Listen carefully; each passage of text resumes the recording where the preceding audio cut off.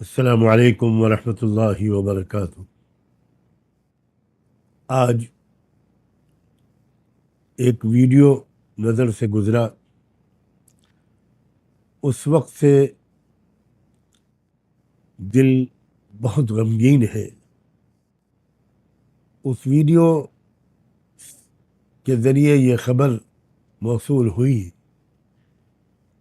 کہ مغربی U P کے مشہور شہر مظفر نگر کے کسی علاقے میں کسی کیفے پر یا دو کیفے پر پولیس نے چھاپا مارا اور وہاں 40 لڑکیوں اور لڑکوں کو بہت ہی گندے اور ناقابل بیان کاموں میں مصروف پایا۔ رنگے ہاتھوں ان کو پکڑا گیا۔ ان کے پاس سے شراب اور بیئر کی بوتلیں بھی ملی اور دوسری اور کچھ چیزیں بھی ملی جن کا میں نام نہیں لے سکتا۔ اور بہت ہی افسوس اور دکھ اور شرم کی بات ہے کہ لڑکیاں شاید سب کی سب مسلمان تھیں اور لڑکے سب یا ایک دو کو چھوڑ کر باقی اکثریت ہندو لڑکوں کی تھی۔ میری یادداشت کے مطابق ابھی تھوڑے دن پہلے مظفر نگر ہی میں ایسا ہی ایک واقعہ، شرمناک واقعہ پہلے بھی پیش آ چکا ہے۔ مجھے الفاظ نہیں مل رہے ہیں جن کے ذریعے میں اپنے دکھ درد کا اظہار کر سکوں اور مسلم والدین کو سے کچھ عرض کر سکوں۔ میں خود مغربی یو پی کے ضلع سنبھل کا اصل باشندہ ہوں، آبائی وطن میرا وہی ہے، اور میں مغربی یو پی کے حالات سے خاصا واقف ہوں۔ ویسے تو یہ بے حیائی اور بے شرمی کی وبا، آندھی اور سونامی پورے ملک میں چل رہی ہے، پوری دنیا میں شاید چل رہی ہے، لیکن میری معلومات کے مطابق مغربی یو پی کے وہ اضلاع جہاں مسلمان بہت خوشحال ہیں اور اکثریت میں ہیں یا بڑی تعداد میں، وہاں کی صورتحال بہت بری ہے، بہت بری ہے، بہت بری ہے۔ میں پہلے مسلمان بچیوں کے والدین سے ان کے پورے احترام کے ساتھ کچھ کہنا چاہتا ہوں۔ کیا یہ بات صحیح نہیں ہے کہ آپ نے اپنے بچوں اور بچیوں کی تربیت کی طرف دھیان نہیں دیا؟ آپ نے ان کو ایک شریف پاکیزہ زندگی کے آداب اور اطوار نہیں سکھائے۔ آپ نے ان پر اندھا بھروسہ کر کے ڈگری کی تلاش میں کالجوں اور یونیورسٹیوں میں بھیج دیا۔ بالکل خبر نہیں لی آپ نے کہ کالج میں وہ تعلیم حاصل کر رہی ہیں یا اخلاق بیچ رہی ہیں، کردار کا سودا کر رہی ہیں، اسلام کو بدنام کر رہی ہیں۔ ماؤں سے بھی عرض کرتا ہوں اور باپوں سے بھی، کیا یہ بات صحیح نہیں ہے کہ اصل قصور آپ کا ہے؟ تربیت میں کمی، نگرانی میں کمی، باخبر رہنے میں کمی، اندھا بھروسہ۔ آپ کیا واقف نہیں ہے کہ باہر کا ماحول اور کالجوں کا ماحول بہت خراب ہے؟ میں آپ سے درخواست کرتا ہوں کہ خدا کے لیے اب ہوش میں آئیے اور اپنے بچوں اور بچیوں کو ایک پاکیزہ زندگی کے آداب سکھائیے، ان کی تربیت کیجیے، ان کے ذوق و مزاج کو ایسا بنائیے کہ وہ گھن کریں ان گندی حرکتوں سے۔ پھر آج کل لڑکیوں کی شادی میں بہت تاخیر ہو رہی ہے۔ زیادہ سے زیادہ آپ لڑکیوں کو پڑھاتے ہیں، پھر ان کے میچ کرنے والے لڑکے نہیں ملتے مسلم معاشرے میں، دیر پہ دیر ہوتی چلی جاتی ہے۔ اور اب یہ پرانا زمانہ نہیں ہے جب لڑکیاں بھولی بھالی رہتی تھی۔ اب 9-10 سال کی بچی بھی وہ سب کچھ جانتی اور چاہتی ہے جو شاید پہلے 15-16 سال کی لڑکی بھی نہیں جانتی اور چاہتی تھی۔ اس سے زیادہ مجھے نہ کہنا پڑے تو اچھا ہے۔ اللہ کے واسطے شادیوں میں جلدی کیجیے. کتنی معیوب بات ہے. جو لڑکیاں گرفتار کی گئی ہیں آج ان کے ماں باپ کی کیا حالت ہوگی, آج ان کے رشتہ داروں کی کیا حالت ہوگی. کیا کہیں منہ دکھانے کے لائق آپ رہ گئے ہوں گے؟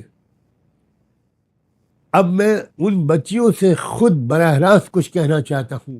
میری بچیوں، تم میں سے کسی کا نام عائشہ ہوگا، فاطمہ ہوگا، خدیجہ ہوگا، کسی کا نام زینب ہوگا، کلثوم ہوگا، رقیہ ہوگا. تم جانتی ہو یہ کیسی عظیم عورتوں کے نام تھے؟ تم جانتی ہو تو تم کس رسول پاک کی امتی ہو؟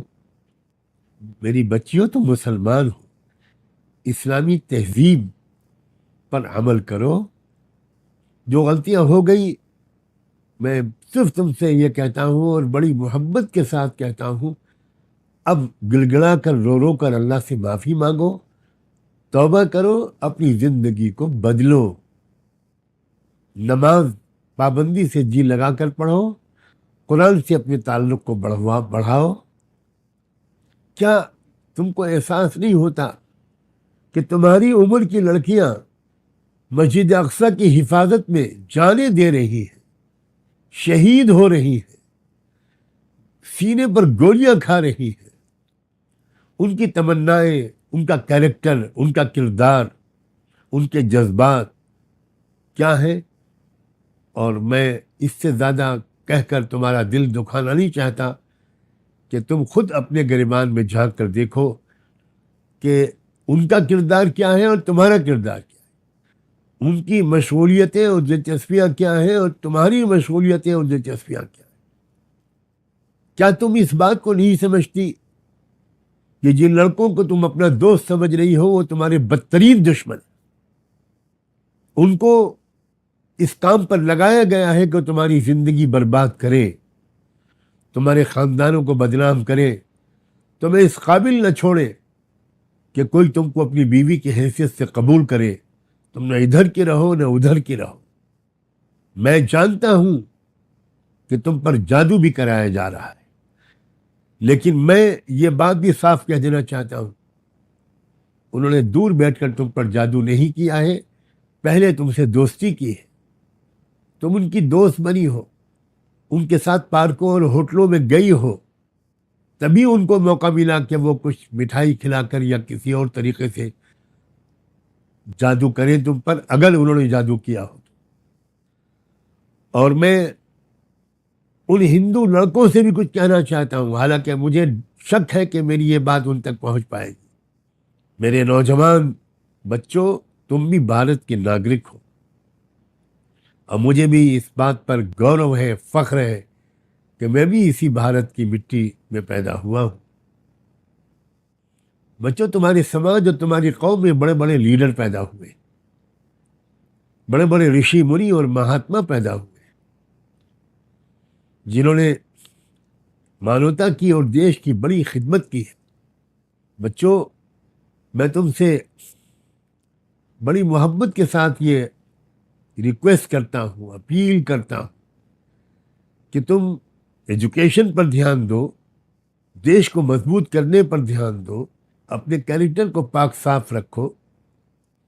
کیا آج جب تم کو پولیس لے گئی ہوگی تو کیا تمہارے ماتا پتا کا سر شرم سے جھک نہیں گیا ہوگا؟ مجھے سوچ کر میری آنکھ میں آنسو آتے ہیں کہ آج تمہارے پیرنٹس کو کتنی شرمندگی ہو رہی ہوگی، وہ کتنے بدنام ہو رہے ہوں گے اپنی دوستوں میں، اپنی پریوار میں. ایک نئی زندگی شروع کرو. میری شبھ کامنائیں تم سب کے ساتھ ہیں. اپنی زندگی کو بدلو اور ایک اچھے شریف انسان بنو، بچے بھی اور بچیاں بھی. میں 70 سال کا ایک بوڑھا بھارتی ناگرک ہوں. میرا نام سجاد نعمانی ہے اور میں اپنے درد کے اظہار سے اپنے آپ کو روک نہیں سکا. مجھے امید ہے کہ میرا یہ پیغام مظفر نگر کے علماء، مظفر نگر کے انٹلیکچوئلس، بدھ جیوی لوگ وہ گھر گھر پہنچائیں. اپنے گھر میں 10 20 50 لوگوں کو بلا کر میرا یہ سندیش ان کو سنائیں گے اور دکھائیں گے کوئی گھر نہ بچے جہاں میرا یہ پیغام پہنچ نہ جائے. آپ سب کا بہت بہت شکریہ. خدا حافظ.